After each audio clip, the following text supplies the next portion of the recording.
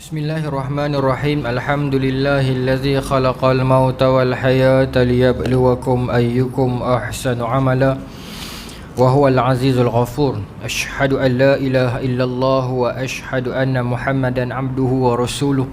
Wa nusalli wa nusallim ala sayyidina Muhammadin wa ala alihi wa sahbihi ajma'in. Radina billahi rabba wa bil islami dina wa bi Muhammadin nabiyyan wa rasulah. Tuan-tuan muslimin yang dirahmati Allah, Assalamualaikum warahmatullahi ta'ala wabarakatuh. InsyaAllah tuan-tuan dan puan-puan, tuan-tuan, malam ni kita menyambung lagi kita punya kuliah maghrib bulanan kita. Kita membicarakan perihal kisah para rasul, yang mana kita menggunakan kitab Qisasul Anbiya karangan Al-Imam Ibn Kathir. InsyaAllah kita masih lagi membicarakan perihal kaum Madian dan juga Nabi Syuaib alaihissalam. InsyaAllah kita sambung. Baik, di sini diceritakan, kita sambung hak bulan lepas bagaimana kalau kita nak recap balik, kaum Madian ini satu kaum yang pertamanya mereka ini suka, kita sebut bulan 12 hari tu, suka pau orang yang lalu dekat laluan perkampungan mereka. Mereka menipu jual beli, menipu timbangan, dan juga ada satu lagi sikap yang lain, mereka ni menyembah satu pokok yang besar disebut sebagai Aikah. Nabi Syuaib datang kepada mereka dan mengatakan, wastaghfiru rabbakum thumma tubu ilaih inna rabbi rahimun wadud, yang bermaksud, dan mohonlah ampun kepada Tuhanmu, kemudian bertaubatlah kepadanya, sesungguhnya Tuhanku maha penyayang lagi maha pengasih. Surah Hud ayat 90. Begitulah resam para rasul, yang mana bila mereka datang kepada para umat yang mana pun, antara agenda yang selalu mereka sebut, antara manifesto yang sering mereka sebut adalah tentang istighfar. Nabi Nuh juga tak terlepas memperingatkan umat baginda, faqultu astaghfiru rabbakum innahu kana ghaffara. Istighfarlah kepada Tuhan kamu, sesungguhnya Tuhan kamu itu maha pengampun dan maha penutup dosa kamu. Itu juga Nabi Syuaib dan nabi-nabi yang lain. Kempen yang dibawa ialah selain daripada kempen tentang azab, tetapi kempen yang satu lagi adalah kempen tentang nikmat, iaitu nikmat keampunan daripada Allah Subhanahu wa taala. Tapi penduduk kaum Madian ini menolak orang kata apa ni, dakwah Nabi Syuaib.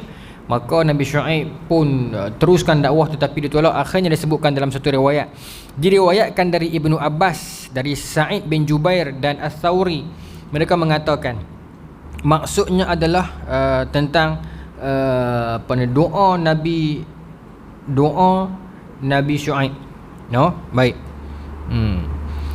Diriwayatkan dalam hadis yang marfu', bahawa marfu' bermaksud, hadis marfu' bermaksud rafa'a, dia angkat terus, means hadis tu dia stop dekat qala Rasulullah, Nabi kata, itu marfu'.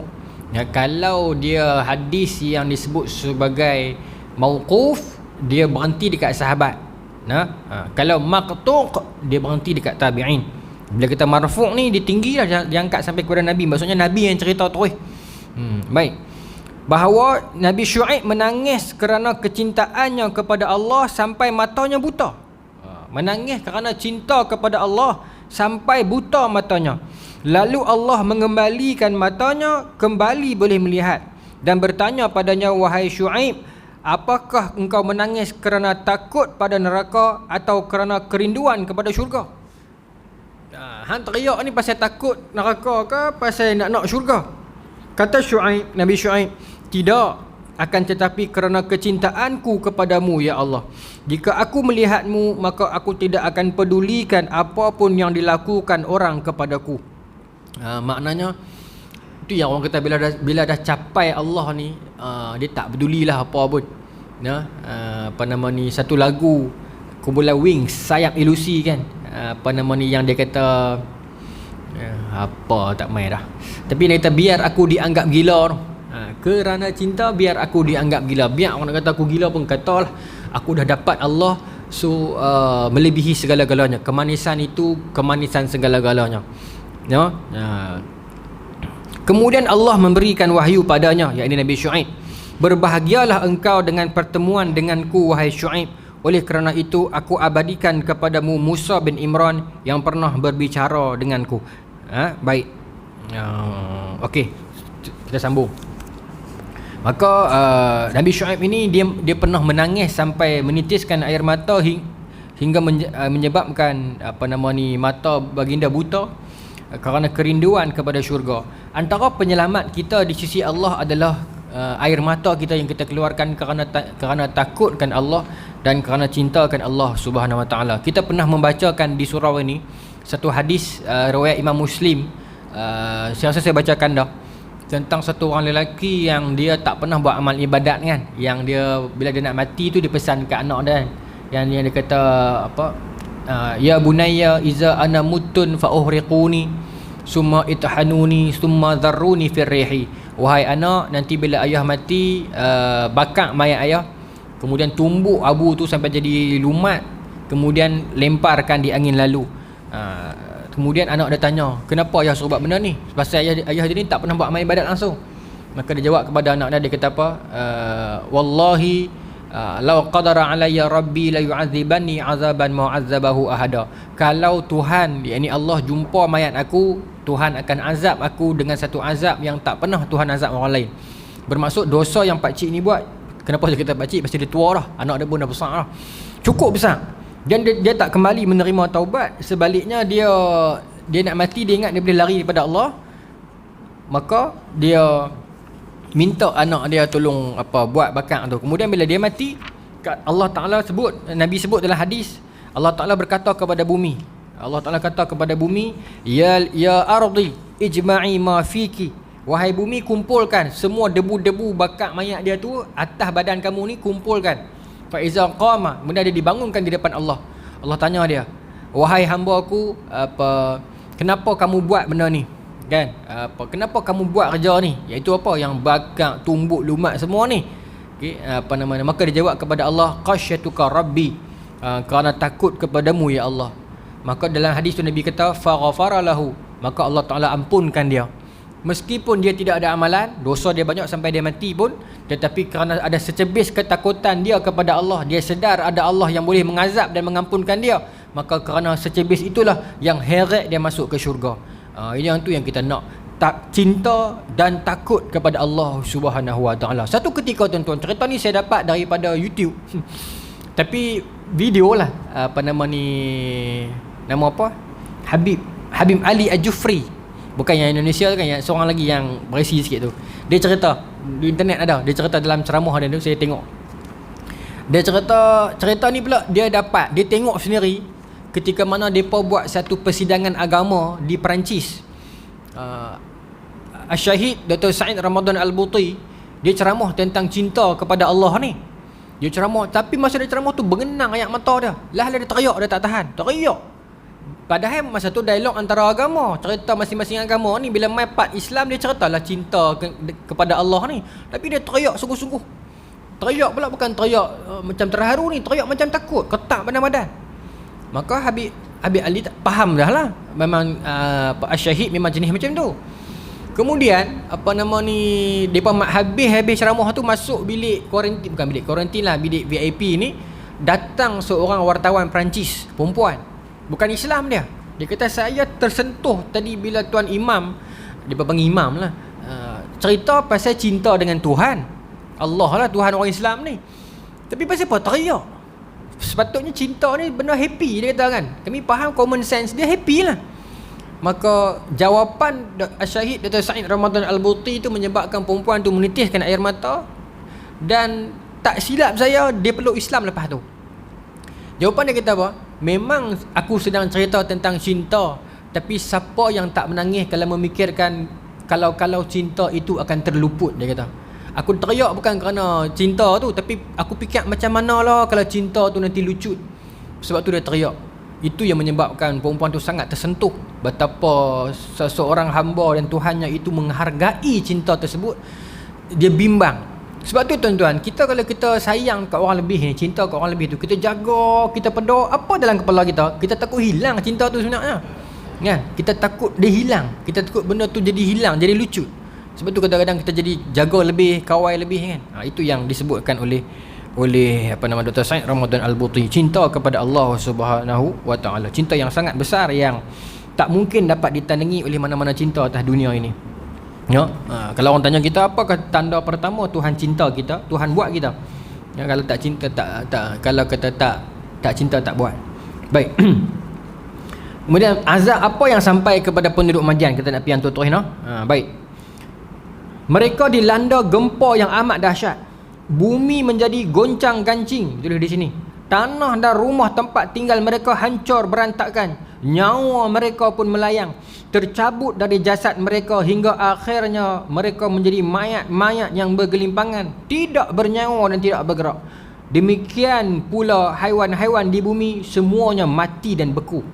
Maknanya azab yang sampai kepada penduduk Madian ialah berupa gempa bumi. Berupa gempa bumi. Kita dah bincang tentang kaum-kaum sebelumnya. Ada yang kena angin kencang, ada yang kena halilintar, guruh yang sangat kuat. Dan adapun untuk kaum Madian ini, mereka menerima azab yang bersifat gempa bumi. Kemudian dia cerita kat sini gempa bumi yang bagaimana, di manakah gempa bumi tersebut. Baik, dia cerita kat sini. Firman Allah Subhanahu wa taala, fa akhazahum azabu yaumiz zulah innahu kana azaba yaumin azim. Surah Asy-Syu'ara ayat 189. Lalu mereka ditimpa azab pada hari mereka dinaungi awan. Zillah ni naungan. Sesungguhnya azab itu adalah azab hari yang besar. Cerita lagu mana ni, apa maknanya dia kena gempa, lepas tu dinaungi awan pula. Dia main syarah dia. Dia kata apa?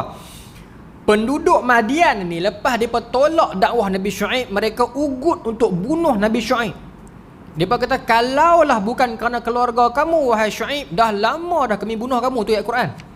Kalau bukan kerana keluarga kamu, dah lama kami bunuh kamu. Mereka nak bunuh, dia mengancam nak bunuh Nabi Syuaib. Akhirnya tuan-tuan, Allah Ta'ala buat apa? Mengirimkan kepada mereka satu suasana panah yang tersangat panah. Kalau kata kemarau tu, kemarau atas kemarau. Mereka tersengat oleh cahaya panas matahari yang teramat sangat panasnya. Sementara Allah menghentikan hembusan angin selama 7 hari. Panas dah, angin tak lalu pula. Tak tahu nak bayang. Kita lah duk rasa lagu tu, tapi tak sampai tahun ni lah kot. Tuan-tuan, bila mai kemarau dia jadi kering, angin pun tak ada, tak boleh duduk. Buka aircon 16 pun tak rasa. Kan, tambah kalau kita rumah kampung bumbung zinc, lagi panas. Kan, buka kipas tu duk hembus mai kat kita tu, hembus udara panas. Itu kira kejadian fenomena bumi lah ni. Yang ni pula azab yang khusus, tak boleh bayang lah lagu mana jadi ni. Panah dalam panah, Allah tutup. Kan kita dah bincang sebelum ni dalam kisah sirah Nabi Hud, ada pintu-pintu angin yang kita tak tahu di mana tu kan. Pintu tu lah kot ditutup. Kan, Allah Ta'ala stopkan angin. Menarik ni. Benda kita tak nampak kan. Kita tak tahu di mana punca dia main kot mana kan. Cahaya bila orang kata main kot mana, mungkin orang kata matahari kan. Hujan, awan, angin, tak nampak punca. Allah Ta'ala mengetahui rahsianya. Tuhan tutup pintu tersebut, maka angin berhenti daripada meniup ke arah kampung mereka itu selama 7 hari. Maka air menjadi tidak berguna. Naungan tidak boleh melindungi dari sengatan panas. Naungan bermaksud naungan mereka. Rumah-rumah mereka yang mewah itu, kekayaan mereka yang telah kita bincangkan sebelumnya ini, tak mampu untuk menaungi mereka. Tak mampu dah. Maka mereka lari berhamburan, meninggalkan tempat tinggal mereka. Duduklah rumah yang mewah dan besar pun tak selesa juga, panas juga. Kalau kita memusuhi Allah, tak ada penjuru atas dunia mana pun kita boleh lari. Mailah lagu mana pun tak boleh lari. Baik. Maka mereka lari menuju kawasan bukit, kerana di sanalah mereka ternampak akan awan. Angin tak ada dah, panas terik. Tiba-tiba ada nampak segumpulan awan duduk di atas bukit tu. Dia nampak kok keliling ni tak ada awan belakang dah, angin tak puput. Maka duk nampak ada awan di atas bukit sikit dia. Maka dia berkata, inilah teduhan kita. Maka mereka berlari ke atas bukit sebab mereka melihat naungan awan. Baik. Mereka pun berkumpul di bawah awan dengan maksud untuk mendapatkan teduhan di bawahnya. Mai berkumpul duduk di bawah awan tu. Ketika mereka semua bertumpu dan berkumpul mendesak-desak di bawah naungan awan, tiba-tiba Allah mengirimkan batu-batu yang sangat keras dan panas membidik mereka. Gumpalan pekat di atas mereka yang mereka sangka sebagai awan itu sebenarnya ternyata merupakan azab yang telah ditetapkan untuk menghancurkan mereka. Mereka sangka awan tu lindung mereka, rupanya awan itulah azab mereka. Macam kes yang kita bincang Nabi sebelum ini, umat Nabi sebelum ini tu, no? Yang bila mai awan hitam, mereka sangka pokok hujan, mereka pergi menari bawah tu, rupanya dalam tu ada api. Sama macam kes ni. Lemparan batu api dari atas diiringi dengan hentakan suara yang menggegar. Bumi pun bergoncang dengan amat dahsyat. Nyawa-nyawa melayang dari dan terlepas dari badan. Yang tinggal hanyalah mayat-mayat yang bergelimpangan. Yang jadi pada mereka. Maknanya hebatnya Allah Subhanahu Wa Taala. Tuhan boleh buat macam-macam. Larilah, Tuhan boleh buat. Kita lari mai kat dia. Kita larilah daripada azab macam mana pun. Ironi je Tuhan boleh buat. Lari tu lari pergi kat dia, lari pergi kat azab. Saya teringat bila saya baca yang ni, saya teringat satu ketika saya ceramah di sekolah menengah Tunas Bakti, tapi bukan yang sini, yang Sungai Besi. Tahun berapa? 2000 tak ingat, 2013 baru 14 tu lah, di Sungai Besi. Kau ni Tunas Bakti ni ada banyak kan? Dia bukan Kementerian Kebajikan, dia bukan Hendrik ni. Baik. Saya ceramah di sana. Habis ceramah tu, salah seorang daripada dia punya pegawai tu sembang dengan saya lah. Masa tu bulan puasa, buka puasa. Dia sembang, dia kata, Ustaz, Ustaz setuju tak orang Israel pergi berimpun di Palestin? Dia kata kat saya kan. Saya kata saya tak setuju lah kan? Takkan nak setuju pula. Dia kata saya pun tak setuju, tapi saya fikir macam lain lah. Dia kata kat saya. Saya kata fikir lagu mana? Saya tak kuat suara macam tu lah. Saya cakap elok, tuan fikir lagu mana? Dekat lagu tu lah kan. Tuan fikir lagu mana? Dia kata saya fikir benda ni memang takdir Allah dah. Biar pi lah Ustaz, dia nak berimpun di Israel. Saya kata pasal apa? Pasal apa? Esok bila azab mai senang sikit, dia kena setempat. Cara orang fikir, cara orang pandai fikir. Saya rasa benda ni takdir Tuhan dah. Berimpun, dia pergi satu tempat, biar daripada seronok pergi pakat pindah habis Israel yang duduk di Eropah tu, pakat pergi duduk di Palestin. Esok bila azab mai, rum sekali semua kena. Setuju tak dengan saya? Dia kata saya macam tu. Saya kata pendapat tu saya setuju lah, tapi sokong tu saya tak setuju lah. Saya tak setuju dia pergi duduk tanah kita kan. Cuma saya kagum cara dia fikir tau. Kita biar Tuhan bagi seketui tu kena. Satu, orang kata kemaslah cara dia fikir tu. Tapi kalau kita nak counter balik, sebenarnya Tuhan tak perlu kumpulkan mereka pun. Mereka menyorok di mana pun, mereka terpisah berpisah-pisah di 7 penjuru alam pun Tuhan dapat. Cuma cara fikir tu menarik jugalah. Cuma benda itu bukan satu alasan untuk kita membiarkan Israel duduk dengan kita. Ni tuan-tuan minta baca berita kan, normalisasi Israel dengan Arab ni, negara-negara Arab semisal UAE, apa nama lagi, Bahrain ke kan, 3-4 negara Arab, Saudi pun ke arah itu dah, ke arah dasar normalisasi dengan Israel, iaitu berbaik-baik dengan Israel, tak perlu perang lagi, dengan syarat Israel tak perlu meluahkan kuasa lagi, biarkan Gaza, Israel boleh stay di tanah Palestin. Tapi kita berdamai, boleh trade hang aku, barang hang boleh masuk tempat aku, barang aku boleh masuk tempat hang, diiktiraf. Saya baca wacana berita, UAE telah mulakan dengan memadam rekod-rekod buruk ataupun memadam cerita-cerita buruk dalam sejarah Arab berkenaan dengan perang Arab Israel. Yang ditampilkan dalam buku teks anak-anak mereka adalah benda-benda yang berkisar tentang etnik Israel, belajar pengajian tentang mereka untuk mula berkenal-kenalan, membina hubungan. Benar ni tuan-tuan, kalau dengar dekat orang bukan Islam, satu benda yang baik. Sebab yalah, nak bergaduh buat apa, balah bagi seorang sikit sudahlah kan. Tapi kalau kita perhati di sudut sejarah, bangsa Israel ini bukan bangsa yang boleh dibuat baik macam tu. Sejarah telah mengajar kita berpuluh kali dah tentang pengkhianatan orang Israel ni, Bani Israel ni. Bani Israel ni tuan-tuan, kalau dia baik betul sehingga akan jadi para nabi. Kita tak boleh kata seluruhnya jahat. Para nabi ramai Bani Israel. Tapi kalau sekarang ni jahat, dia jahat sungguh-sungguh. Kita baca sejarah revolusi Bolshevik di Rusia. sebelum sejarah revolusi Bolshevik di Rusia, berapa 1827 kah? Sebelum sejarah revolusi Bolshevik, sebelumnya Yahudi telah masuk ke England, mewujudkan revolusi di sana. Selepasnya Yahudi telah masuk ke Perancis, menyebabkan revolusi Perancis. Tuan-tuan pun baca kisah tersebut tentang bagaimana idea secularism, pluralism semua timbul masa France Revolution zaman tu. Okey. Idea-idea untuk memisahkan pemerintahan dengan agama dan sebagainya. Selepas berjaya di England, kemudian England awal lagi tuan-tuan, 16 lebih. Kemudian kemerdekaan Amerika 1776. Kemudian dia masuk, dia memporak-perandakan England masa tu zaman Oliver Cromwell, kalau tuan-tuan ingat. Kemudian tahun 16 lebih itu zaman dia panggil Restoration of England Monarchy. Pemerintahan beraja di England stop saat masa tu. Yahudi ambil alih.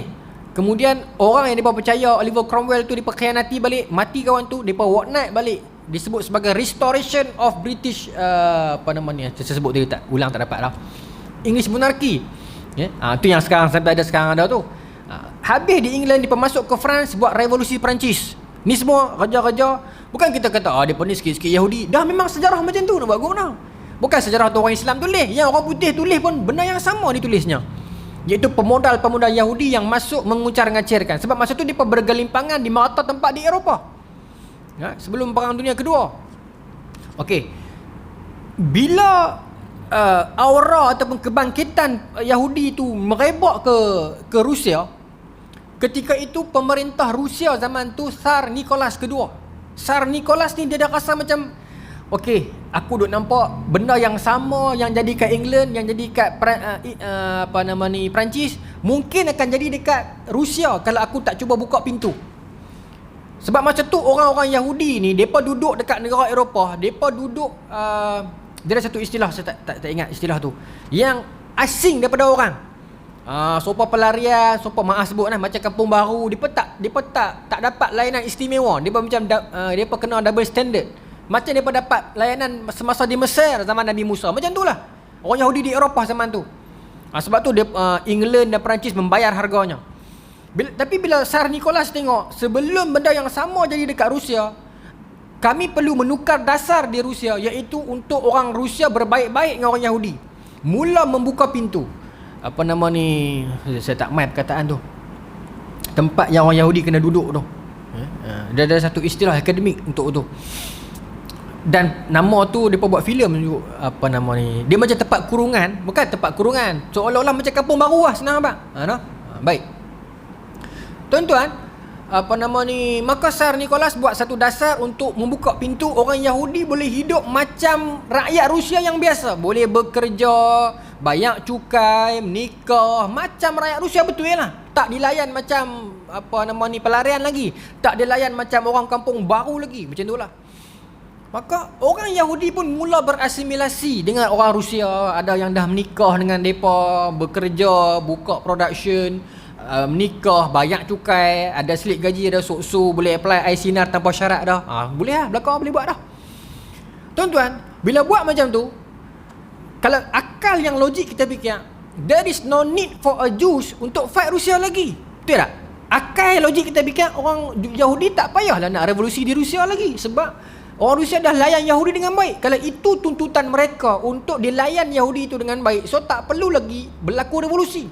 Sebaliknya berlaku juga. Tapi kali ini dia masuk kepada golongan-golongan petani dan pekerja bawahan. Itu yang Bolshevik tu. Kenapa berlaku? Sebab perjuangan, sebab mereka risau orang Yahudi yang telah berasimilasi dengan rakyat Rusia akhirnya akan jadi orang Rusia. Macam Buya Hamka sebut dalam buku dia, berapa ramai orang Indonesia bila Belanda mai, Indonesia itu telah bertukar kepada Belanda. Dia tak mau jadi orang Indonesia lagi, dia nak jadi orang Belanda. 70,000 ke 7,000, saya takut saya terlupa kosong. Tapi ini dalam buku Buya Hamka, catatan kemerdekaan. Orang Ambon yang bila mana Belanda balik, mereka teriak. Pasal apa? Pasal mereka berasa mereka tu orang Belanda. Ini Ambon, Buya Hamka sebut dalam buku dia. Kenang-kenanganku di Malaya, tajuk buku tu, catatan kemerdekaan kan. Dia mengingatkan kita jangan ulang sejarah orang Ambon. Yang mana depa bila orang penjajah Belanda balik, depa teriak nak ikut. Pasal depa duk berasa depa Belanda. Hilang Indonesia dalam diri depa. Macam Melayu yang terlucut Melayu daripada diri dia. Dia berasa serupa dia orang barat. Dia serupa apa pun nak jadi barat lah dia ni, apa pun.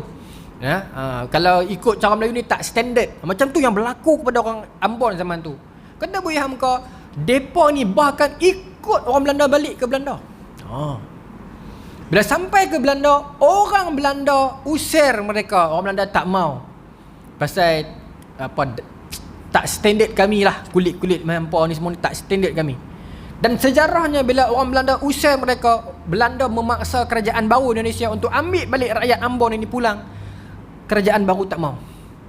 Pasal yang dipa pengkhianat. Jadi di manakah tampungan rakyat ini? 7,000 orang ni, kalau bukan 70,000, 7,000, antara dua tu lah. Di mana dia nak pi? Bangsa sendiri menolak mereka. Bangsa yang mereka puja-puji tak mau ambil dia. Itu bila itu menjadi kepada bangsa, kepada kaum yang melucutkan jati diri kaum dia. No? Baik. Pasal apa boleh pergi sampai sana? Nak balik pada Yahudi tadi. Okey. Maka Rusia Yahudi bimbang Yahudi bimbang ataupun Zionis bimbang orang Yahudi di Rusia akan hilang Yahudi dia. Pasal duk menikah dengan orang setempat semua ni. Maka dia buat revolusi balik. Akhirnya tercetus revolusi di Rusia Bolshevik.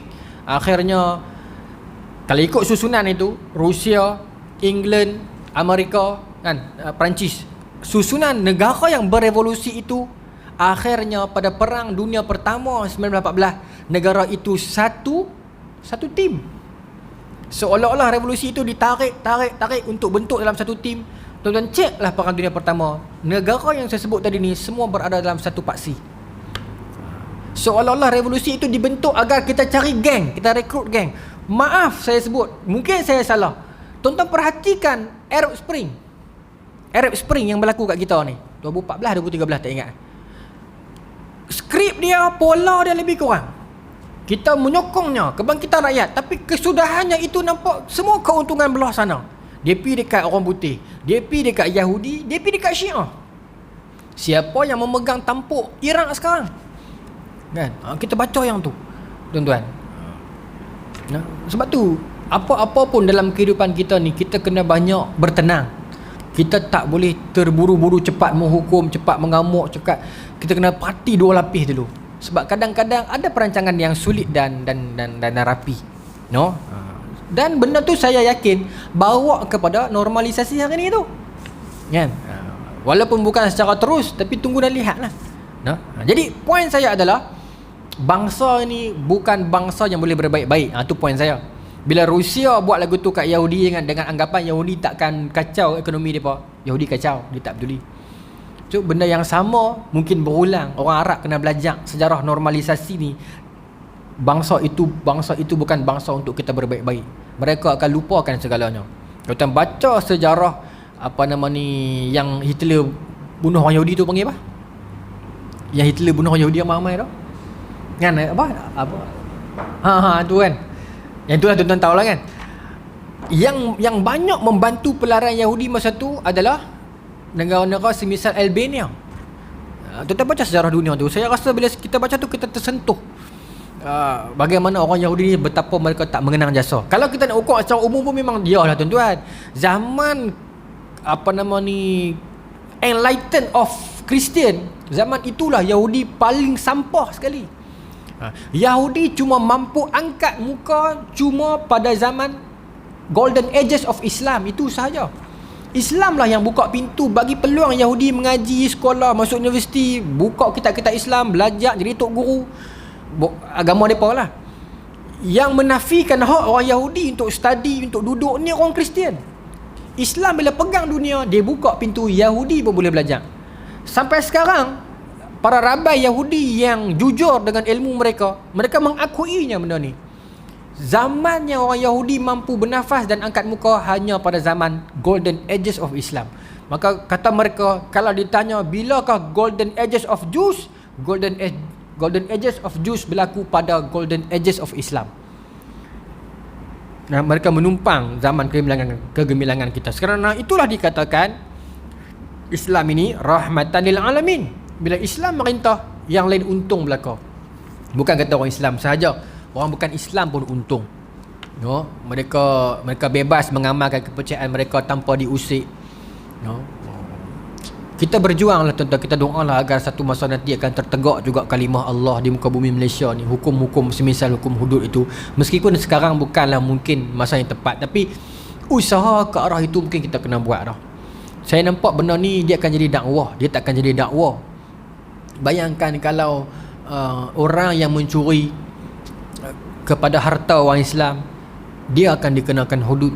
Kita bayang macam ni kalau kita bincang secara kritikal dia. Ada orang bukan Islam, dia main rompak rumah orang Islam disebabkan dia tweet orang Islam. Walaupun dia bukan Islam, dia boleh kena hudud. Okey. Kalau benda tu dia apply, agak-agak dia, harta orang Islam terusik tak terusik.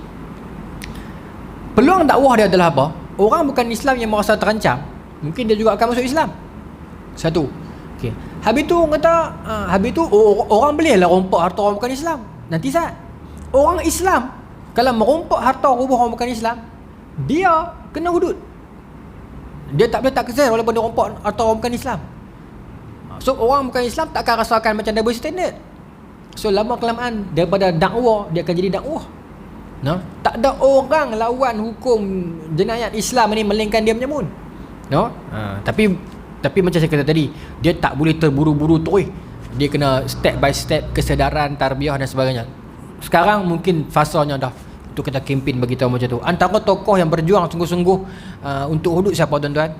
Kita mungkin akan menyebutkan tentang parti-parti politik Islam, tapi sebenarnya individu yang betul-betul berjuang untuk mengangkat hukum syariah Islam ni siapa? Allahyarham Tun bekas Ketua Hakim Negara Tun Saleh Abbas. Dia antara yang berjuang sungguh-sungguh. Kalau tuan-tuan baca kertas pertuduhan, 5 pertuduhan terhadap dia semasa krisis perlembagaan 1988, antara yang disebutkan dalam tu ialah kerana dia rajin mewar-warkan tentang undang-undang Islam yang menakut-nakutkan orang bukan Islam. Tuan-tuan baca, sedih no? Dia Ketua Hakim Negara kan, yang krisis perlembagaan 88 tu. Baik, kita sambunglah no. 8.40 dah, tak rasa. Baik. Dia berkena azab yang macam tu, no? Itulah azab dan nasib yang menimpa kaum Madian Nabi Syuaib. Kemudian tuan-tuan, didatangkan kepada kita bab seterusnya, pendek sahaja, iaitu bab 31, keturunan Nabi Ibrahim. Tapi bab ni dia bagi pendek ya. Sebab dua orang Nabi yang merupakan anak Nabi Ibrahim. Yang pertamanya Nabi Ismail, ini yang anak yang jadi Nabi lah. Kemudian Nabi Ishak. Kisah Nabi Ishak panjang sikit. Kisah Nabi Ishak menarik sebab satu, sebab kita jarang dengar. Yang kedua, dalam ni Ibn Katsir bawa panjang sikit lah berbanding Nabi Ismail. Nabi Ismail dia bawa 2 muka surat ya. Kita baca terus dalam malam ni. Dan kebanyakan tuan-tuan pun tahu. Yang dibawa kisah Nabi Ismail di dalam ini yang kita tak dapat sebelumnya. Yang sembelih semua tu tuan-tuan tahu dah kan. Yang kita tak dapat sebelumnya. Baik. Allah Subhanahu Wa Taala menjelaskan sifat-sifat Ismail dengan elok dan terpuji, dan telah menjadikannya sebagai nabi sekaligus rasulnya. Dia bebaskan Ismail dari segala sifat orang yang bodoh. Dia bermaksud Allah lah. Di samping itu, Allah memerintahkan pada hamba-hambanya yang beriman agar beriman terhadap apa yang diturunkan pada Ismail. Baik, kita nak tengok apa yang kita tak pernah dengar sebelum ni. Para ulama' nasab, bermaksud para ulama' sirah, ataupun kita sebut sebagai ahlu tarikh, iaitu para ahli ulama' yang khusus bidang mereka dalam sirah. Dan bila dalam sirah itu ada khusus lagi, iaitu satu sirah dah, tapi dalam sirah tu mereka lagi khusus, iaitu mengkaji nasab. Ada macam dalam ilmu hadis, ada ulama hadis ramai, tapi dalam keilmuan hadis itu ada ulama yang khusus kepakaran dia bidang ilal hadis, kat mana kecacatan hadis. Ada ulama kepakaran khusus dia tentang rijal, tentang para perawi hadis, dia kenal A sampai Z. Ada ulama yang kepakaran dia bidang naqdul mutun, kritikan terhadap matan hadis. Begitulah. Sama macam tarikh, macam sejarah. Ada ulama sejarah ramai, tetapi dia ni kepakarannya tentang sejarah Melayu, dia ni kepakarannya tentang sejarah Eropah, kawan ni tentang sejarah Asia Barat. Yang disebutkan dalam ni, kata Ibn Katsir, dalam ulama sirah ini ada sebahagian ulama yang pakar bahagian nasab, keturunan, yang kaji khusus. Kata mereka, Nabi Ismail ialah orang yang pertama sekali naik kuda. Tu sejarahnya orang. Kita boleh buat catatan. Lepas ni kalau siapa nak, sini ramai orang ada duit nak buka ladang kuda ke, boleh nama Ismail. Sebab apa? Kami mengaji kitab. Orang pertama naik kuda Nabi Ismail. Baik. Ni bukan cerita ni cerita kitab Bidayah Nihayah ni. Sebelum itu, kuda merupakan binatang yang asing dan binatang yang liar dan tak ditunggangi. Sebelumnya orang naik unta, dan baral masa tu kan. Tetapi Nabi Ismail merupakan orang pertama yang menundukkan kuda, sehingga kan binatang itu menjadi binatang jinak dan enak kalau enak berhenti titik ni orang kata makan lah. Enak ditunggangi sebagai kenderaan. Enak ditunggangi sebagai kenderaan tu bahasa dia tu. Maknanya sampai sekarang lah kita naik kuda, bahkan antara sunnah kan, kita belajar naik kuda, kita berenang dan kita memanah. Cuma adalah ulama hari ni depa qiyaskan kepada kuda tu kenderaan. Belajar bagi anak-anak belajar naik motor, bagi naik kereta elok. Tapi itu satulah, kita tak menutup ruang-ruang ijtihad. Tetapi jangan tinggalkan yang asli, yang esen yang Nabi sebut kuda-kuda kan. Ada orang terjemah kata kalau panah tu mungkin kita pakai senapang. Betul, kita tak larang. Tapi jangan tinggalkan yang esen, yang asli. Panah juga. Sebab kita tak tahu kata-kata Nabi ni semuanya benar. Kemungkinan barangkali akhir zaman benda tu berguna, panah. Mungkin senapang dah tak berguna lagi. Tuan-tuan dalam surah ni ada tak yang kaki tengok movie? Kau yang duk ceramah ni seorang ya? Kalau tuan-tuan tengok Fast and Furious, Hobbs dengan Shaw tu, macam saya seorang ni, yang The Rock dengan yang berlakon gambar The Mechanic tu, Jason Statham, kuliah maghrib tu, kan dia pergi lawan dengan satu pasukan yang senapang mereka tu cuma boleh akses kalau ada satu sistem kan, satu sarung tangan khusus saja, kalau tidak tak boleh tembak. Kalau lah akhir zaman nanti, saya rasa sekarang dah ada senapang yang macam tu, yang bukan mechanical kan. Kalau lah akhir zaman nanti semua pakai yang macam tu, so panah adalah senjata yang paling tak boleh hack, yang tak boleh dihack oleh musuh.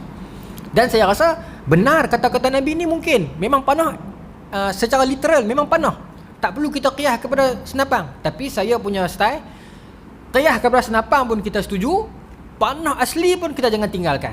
Senang, dua-dua tu kita ambil kan. Azan dah, tak kena berhenti dah kan. Kau boleh lagi bahasa tambahan 4 minit ke? 10 minit boleh? Macam mana? Setengah surah dia suruh saya sampai semayang. Setengah surah dia kata betul-betul azan. Cari ikut dah. Kau kita nak ambil 5 minit ya? Boleh lah? Bahasa tambahan kau boleh dapat 3-1 ke kan? Baik, saya sambung lah. Baik. Itu yang pertama. Kemudian yang kedua, Nabi Ismail ialah orang yang pertama sekali berbicara dengan bahasa Arab yang fasih. Bahasa Arab ni banyak tuan-tuan. Dia punya ammi dia banyak. Yang kita dalam Quran tu fusah kan, yang bahasa yang betul yang dalam syurga tu. Tapi kalau kita pi negara-negara Arab, khususnya macam Mesir, depa pakai depa punya bahasa pasar depa. Dan lari dia bukan lari sikit, lari banyak. Contoh macam kita kata saja bahasa Arab sahaja kan. Faqat. Pi Mesir bas, dia kata bas. Jadi sebuah orang Punjabi kan. Lari tu tuan-tuan. Itu tak kira di Syria lagi. Di belah Yaman, qul jadi rul kan. Banyak. Tapi orang yang bercakap bahasa Arab asli secara fasih, yang kata bahasa betul ni, orang pertama ialah Nabi Ismail alaihissalam. Kemudian didatangkan cerita tentang Nabi Ismail ni berkahwin dengan satu orang perempuan daripada Bani Jurhum yang namanya Imarah binti Sa'ad bin Usamah bin Uqay bin Amaliqi. Kisah tu terkenal yang tuan-tuan pun dah tahu, yang mana Nabi Ibrahim tinggalkan Ismail di Mekah. Beberapa lama sekali Nabi Ibrahim mai jenguk. Kali pertama Nabi Ibrahim mai, perempuan isteri Nabi Ismail masa tu ialah ini, apa nama dia apa ni? Imarah binti Sa'ad bin Usamah, bini pertama. Nabi Ibrahim tanya, okey ke hidup? Laki ada, suami ada di rumah. Suami tu Nabi Ismail lah. Perempuan ni kira menantu Nabi Ibrahim, tapi dia tak tahu. Dia kata suami saya tak ada, keluar pergi kerja. Hidup okey ke tak? Dia kata tak okey pakcik. Oi, laki saya ni kerja pun boleh gaji banyak mana sangat. Tambah lah ni susah dapat kerja. Cerita A to Z. Lepas tu Nabi Ibrahim kata tak apalah, pakcik balik dululah, salam kat orang lelaki hang. Ada apa-apa pesan kat dia ke pakcik? Ada, abang kat dia tukar alang rumah, pintu rumah ni. Tak apa. Balik mai Nabi Ismail, tanya, ada orang mai ke? Ada orang mai, satu orang pakcik tua, dia tanya pasal kita. Saya sembang-sembang kosong dengan betul lah abang oi. Lepas tu dia kata, pakcik tu dia pesan apa tak? Dia pesan apa? Dia suruh abang tukar alang rumah. Maka Nabi Ismail kata, faham lah, tu pak saya, dia suruh saya cerai hang. Pasal apa? Cerita A to Z. Sirah ni tuan-tuan memang duduk dalam riwayat ni. Dan sirah ini juga kita boleh apply dalam dunia hari ni. Berapa ramai pasangan ni dia cerita keburukan suami dia dekat suami dia ataupun isteri dia, antara dua lah, di media sosial. Setengah perangai yang teruk ni dia cerita terus kan. Baru ni yang viral, satu orang lelaki dia komen dekat live apa nama ni, Pak apa ni duk panggil Pak Long, Pak Ngah, Abah, Pak itulah Ismail Sabri tu kan. Kan yang dia komen sebagai perempuan kan, tolonglah berhentikan PKP ni, saya tak tahan dah, suami saya duk hantam saya tiap malam. Ada kan perempuan. Rupanya bila kaji balik, bukan perempuan, suami dia guna Facebook dia untuk tulis benda tu. Apa punya tak tahu saya nak habaq. Nak raih gelak daripada orang, nak raih perhatian, dia jual maruah isteri dia. Walaupun bukan erti kata jual macam tu, tapi malu kakak tu kan dia buat statement kan, dia kata bukan saya, suami saya yang guna Facebook saya untuk tulis komen tu nak bagi orang gelak. Tapi maruah dia tu, Allahu Akbar. Kemudian saya tengoklah pengakuan maaf suami dia tu. Suami dia kata, saya minta maaf lah, tapi saya bukan nak kata yang tu, saya cuma nak marah kerajaan sebab duk sambung PKP. Alasan tak kukuh langsung Hari ni tuan-tuan, penyakit kita ni, penyakit semua benda jadi lawak. Semalam saya ceramah hari Ahad malam di Taman Wakaf, sembang dengan Dr. Zahir, sembang pasal penyakit ni lah kan. Dia cerita kata apa, tuan-tuan tahu tak yang orang nak buat emoji si Rashid di Facebook yang muka renyih. Rupanya muka owner betul tu bukan tengah renyih, tengah teriak. Muka tu tengah teriak masa tsunami, anak dah 5 orang mati depan mata dia. Tapi kita ambil jadikan emoji kartun, benda tu jadi bahan lawak kan. Hari ni nak buh orang pakai kartun tu lah, Rashid tu. Bukan kata kat Facebook dia, tak kata kat dia, tapi nak kata gambar tu kan. Dia tengah teriak. Tapi kita jadikan benda tu lawak. Kita tak tahu sejarahnya. Sekarang ni memang semua benda jadi lawak. Kita baca dekat Facebook, nenek 70 tahun dirogol. Buka kat emotion tu, berapa ramai orang gelak. Pasal pun nak kena gelak benda ni. Ini penyakit umat sekarang. Apa saya sambung terus kena cepat. Baik. Maka itu isteri yang pertama. Isteri yang kedua ialah, kat sini dia bagi nama. Okey, baik. Isteri yang kedua ni bukan maksud isteri yang kedua ni. Cerai yang tu ambil yang nombor 2. Nama dia Sayyidah. Sayyidah binti Bandhah bin Amir Al-Jurhumi. Dia ni Bani Jurhum lah. Bani Jurhum yang main tu kan. Kes yang sama, Nabi Ibrahim mai tanya, saya bagi cepat lah. Maka perempuan ni kata apa? Cukuplah pakcik, ada apa-apa semua elok dah. Suami saya pun bagus, kerja apa semua elok, alhamdulillah. Maknanya ada kekurangan. Kita ni ada kekurangan tak tuan? Ada. Ni nampak kemas aku ni. Cuba tanya perempuan kita. Pelambak kecacatan ni. Betul tak tuan-tuan? Ketiak busuk, tidur mengerah, kaki cekam, macam-macam semua bini kita tahu. Tapi dia tutup. Begitu kita pun, bini kita pun bukan semua elok, tapi kita tutup. Kan? Itu sepatutnya. Maka isteri Nabi Ismail yang ni pun maksud dia ditutup. Maka saya cepatkan. Isteri dia pesan, tanya Nabi Ibrahim, ada pakcik nak abang apa kat laki saya? Kata Nabi Ibrahim, pesan kat laki hang, jaga pintu rumah ni elok. Jaga elok. Maka dijagalah pintu tu elok. Hari ni boleh tak kita pakai sirah ni untuk kita senang-senang suruh anak kita pergi cerai menantu kita? Tak boleh. Sebab apa? Apa alasan yang pertama? Pasal kita bukan Nabi Ibrahim.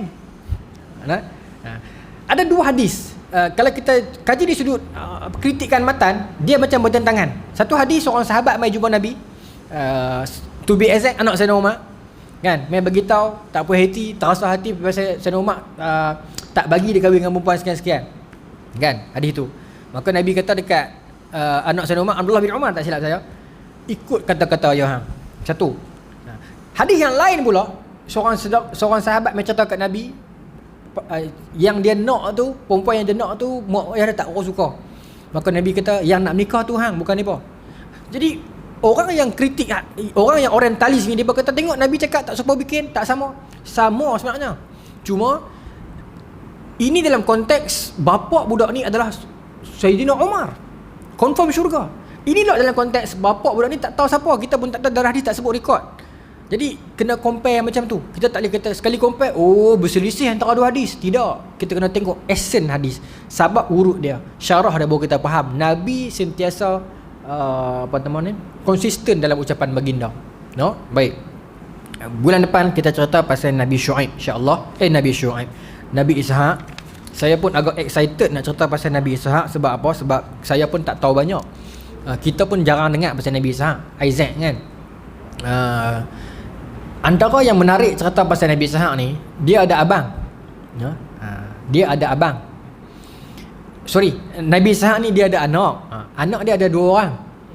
Anak sulung ni, nama kita rahsiakan dulu. Dia sayang lebih. Okey. Nabi Ishaq ni dia sayang lebih anak sulung tu. Isteri dia yang nama Rifqah ni, dia sayang dekat anak nombor 2. Pasal anak bongsu. Nabi Ishaq sayang kat anak sulung pasal abang jantan hak sulung ni lah senang nak harap buat kerja. Anak yang bongsu hak nombor 2 ni, nama dia apa? Yaqub. Nabi Yaqub tu lah. Ada berlaku satu benda yang pakatan antara mak dia Rifqah ni dengan anak bongsu dia Nabi Yaqub ni, nak macam nak kata bohong tak bohong, tapi satu benda yang mak dia pakat dengan anak bongsu ni, macam mana nak ambil hati Nabi Ishaq ni, yang akhirnya menyebabkan Nabi Yaqub buat, abang dia rasa macam marah dan buru dia sampai ke penjuru dunia nak bunuh dia. Cerita ni sangat menarik sampai tak mampu saya cerita minggu ni, bulan depan. Itu tu kena mai. Wallahu taala alam. Bulan depan kita masuk Nabi Ishaq. Bismillahirrahmanirrahim. Allahumma rzuqna fahman nabiyyin wa ifdal mursalin wa ilhamal malaikatil muqarrabin wa hdina fi hidayatil arifin bi rahmatika ya arhamar rahimin. Allahumma ja'al jam'ana hadza jam'an marhuma wa tafarraqna min ba'di tafarraqan ma'suma wa la taj'alna fil wala ma'ana wa la matba'una syaqala matuda wa la mahruma. Rabbana atina fid dunya hasanah wa fil akhirati hasanah wa qina adzabannar. Sallallahu ala sayyidina Muhammadin wa ala alihi wa sahbihi ajma'in walhamdulillahi rabbil alamin. Assalamualaikum warahmatullahi wabarakatuh.